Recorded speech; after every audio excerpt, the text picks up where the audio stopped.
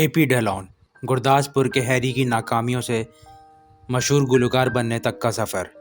चलो दुनिया को हिला दें, नारा लगाकर गुलकारी का सफ़र का आगाज़ करने वाले एपी ढिल्लोन ने सिर्फ चंद बरसों में ही अपने ही इन अल्फाजों को सच साबित कर दिया।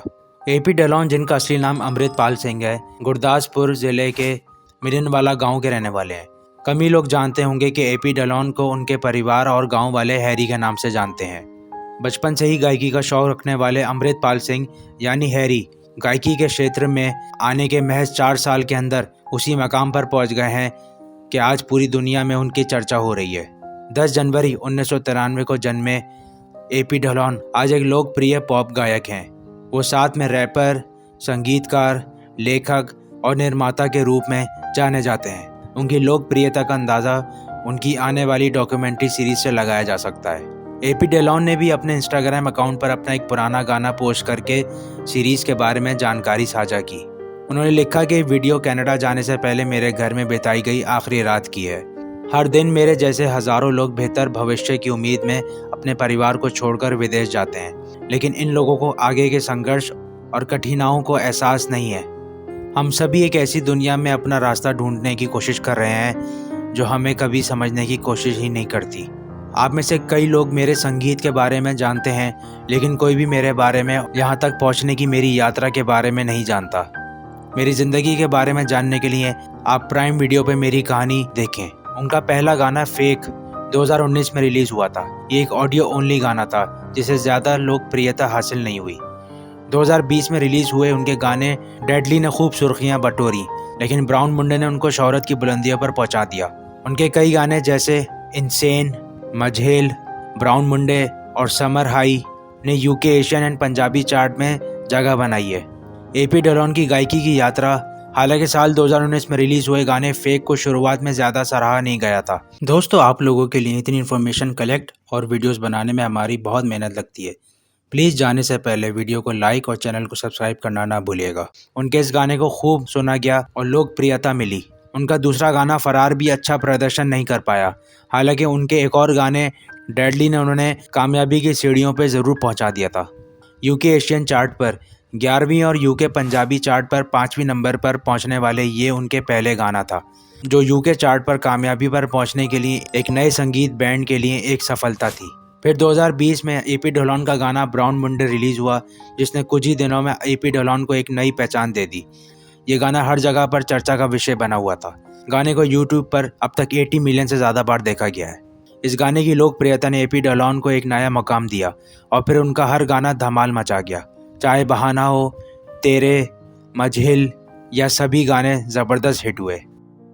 ये तो हुई एपी ढिल्लोन की गायकी की दुनिया के बारे में बात। अब एक नज़र डालते हैं उनकी निजी ज़िंदगी और पंजाब से कनाडा तक का सफ़र। एपी ढिल्लोन गुरदासपुर ज़िले मिलनवाला गाँव के रहने वाले हैं। उनके पिता PWD में SDO हैं। उनके दादाजी बिजली बोर्ड में जूनियर इंजीनियर थे। गुरदासपुर के धारीवाल में लिटिल फ्लावर कन्वेंट स्कूल से अपनी प्राथमिक शिक्षा प्राप्त करने वाले हैरी का रुझान बचपन से ही गायकी की तरफ था। एपी ढिल्लोन ने बचपन से ही गिटार और पियानो बजाना शुरू कर दिया था। उनके पिता राजपाल सिंह ने बताया कि एपी के दादाजी का मानना था कि घर के बच्चों को अच्छे से पढ़ाई करनी चाहिए। वो पढ़ाई में तो अच्छे थे, लेकिन उनका रुझान गाने और बास्केटबॉल खेलने की तरफ ज़्यादा था। एपी ढिल्लोन ने गुरु टेग बहादुर टेक्निकल कॉलेज आनंदपुरा से सिविल इंजीनियरिंग और पंजाब टेक्निकल यूनिवर्सिटी से डिप्लोमा हासिल किया। एपी ढिल्लोन एक गायक के रूप में कॉलेज के इवेंट्स में भी भाग लेते थे। एपी ढिल्लोन ने कनाडा के वीज़ा प्राप्त किया और शिक्षा प्राप्त करने के लिए कनाडा चले गए। एपी ढिल्लोन के फ़ोन कॉल का किस्सा सुनाते हुए उनके पिता कहते हैं, एपी ने फ़ोन किया और कहा, पापा मैं गायकी को पेशे के तौर पर अपनाना चाहता हूँ। तो मेरा जवाब था, क्यों नहीं। उन्होंने कहा, मैं और परिवार आपके साथ हैं। वो भावुक हो गए और उनका जवाब, जो मुझे अभी भी याद है, वो था, चलो दुनिया को हिला दें। राजपाल सिंह कहते हैं कि अमृतपाल ने तब कहा था कि मैं कुछ अलग करूंगा और पंजाबी भाषा और पंजाबी गानों को बॉलीवुड और हॉलीवुड तक ले जाऊंगा। एपी ढिल्लोन भी बॉलीवुड सितारों में मशहूर हैं। एपी ढिल्लोन ने अपने पिता से कही गई बात को सच साबित कर दिखाया। कनाडा में उन्होंने खुद अपनी संगीत कंपनी रन अप रिकॉर्ड्स बनाई और सभी गाने अपने लेबल के तहत जारी किए। साल 2021 में एपी ने चंडीगढ़, दिल्ली और गोवा समेत भारत के 7 शहरों में लाइव कॉन्सर्ट्स किए, जिसे देखने के लिए रणवीर सिंह, आलिया भट्ट और सारा अली खान समेत कई बॉलीवुड सितारे पहुंचे। एपी का टेक ओवर टूर भारत में काफ़ी चर्चा में रहा था। इस दौरे के बारे में एपी ढिल्लोन ने फोर्ब्स इंडिया को इंटरव्यू दिया और कहा कि इस दौरे का पूरा प्लान सिर्फ 1 महीने में बनाया गया था। यह पहला टाइम था जब मैंने एक इतनी बड़ी भीड़ के सामने परफॉर्मेंस दी थी, लेकिन मुझे जो प्यार मिला उसकी मैंने कभी भी उम्मीद नहीं की थी। एपी टूर के बाद बॉलीवुड में स्पॉटलाइट में आ गए थे। इसी साल बॉलीवुड एक्ट्रेस करीना कपूर ने अपनी क्लोज फ्रेंड और बॉलीवुड एक्ट्रेस अमृता अरोड़ा की बर्थडे पार्टी अपने घर पर रखी थी। एपी ढिल्लोन भी पार्टी में आए थे और उन्हें पार्टी में परफॉर्म किया था।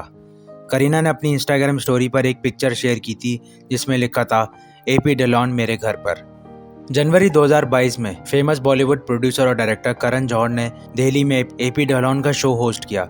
इस वक्त करण जौहर ने स्टेज पर एपी ढिल्लोन को लेजेंड कहा था। इसी साल एपी ढिल्लोन ने मुंबई में World Premier League opening ceremony में भी परफॉर्मेंस दी, जहां बॉलीवुड एक्ट्रेसेस कियारा आडवाणी और कृति सेनन ने इनके साथ रक्स करते देखी गई थी। 2023 में एपी ढिल्लोन का गाना ट्रू स्टोरीज रिलीज हुआ, जिसके बाद ये आवाज़ें सुनने को मिली कि लेट बॉलीवुड एक्ट्रेस श्रीदेवी की छोटी बेटी खुशी कपूर को एपी ढिल्लोन डेट कर रहे हैं। 2022 में एपी ढिल्लोन ने फोर्ब्स इंडिया को अपनी पहली ऑफिशियल इंटरव्यू दिया, जिसमें उन्होंने अपने असफलताओं के बारे में खुल के बात की। एपी ढिल्लोन ने कहा कि हमें पहले साल कांस्टेंट फेलियर का सामना करना पड़ा। मैंने और मेरी टीम 1 साल तक म्यूजिक बनाने में फेल रहे। हमने डिफरेंट ट्रैक्स, डिफरेंट साउंड्स बनाने की कोशिश की थी, लेकिन हम वो नहीं बना सके जो हम बनाना चाहते थे। उन्होंने कहा, मैंने और मेरी टीम ट्रैक पर काम कर रहे थे। हम पंजाबी म्यूजिक में साउंड चेंज करना चाहते थे और एक लिमिटेड स्कोप से बाहर काम करना चाहते थे। इंडिया और कनाडा के अलावा एपी ढिल्लोन के गाने बहुत सारे देशों में पॉपुलर हैं। इन्होंने यूनाइटेड किंगडम और यूनाइटेड स्टेट्स के अलावा दूसरे देशों में भी कॉन्सर्ट्स किए हैं, जिनकी वीडियोस को सोशल मीडिया पर वायरल होते देखा जा सकता है। इंडिया में डिजिटल म्यूजिक सर्विस स्पॉटिफाई के लिए लेबल पार्टनरशिप के हेड ने 2022 में कहा था, मुझे इसमें कोई शक नहीं कि एपी ढिल्लोन इस साल के नंबर 1 म्यूजिक आइकॉन है। फोर्ब्स इंडिया को 2022 में दिए गए इंटरव्यू में एपी ढिल्लोन ने कहा कि हम ऐसा म्यूजिक बनाना चाहते हैं जो लोग ना सिर्फ इंडिया में बल्कि अब्रॉड में भी पसंद करें। हम चाहते हैं कि पूरे विश्व में हमारे कलर्स को अप्रिशिएट किया जाए। फेमस पंजाबी सिंगर सिद्धू मूसेवाला की हत्या के बाद एपी ढिल्लोन ने इंस्टाग्राम पर एक स्टोरी पोस्ट की।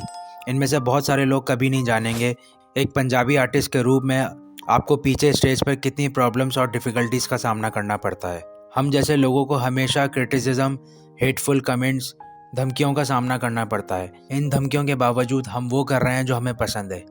एपी ढिल्लोन ने बिलबोर्ड सॉन्ग भी गाए हैं जो सिद्धू मूसेवाले को डेडिकेट किए। सिद्धू मूसेवाले को मई 2022 में मानसा के जवार का विलेज में गोली मारकर हत्या कर दी गई थी। आपका वीडियो एंड तक देखने का बहुत शुक्रिया। अगर आपको हमारी वीडियो अच्छी लगी तो प्लीज़ हमारे चैनल को सब्सक्राइब ज़रूर कर दिएगा।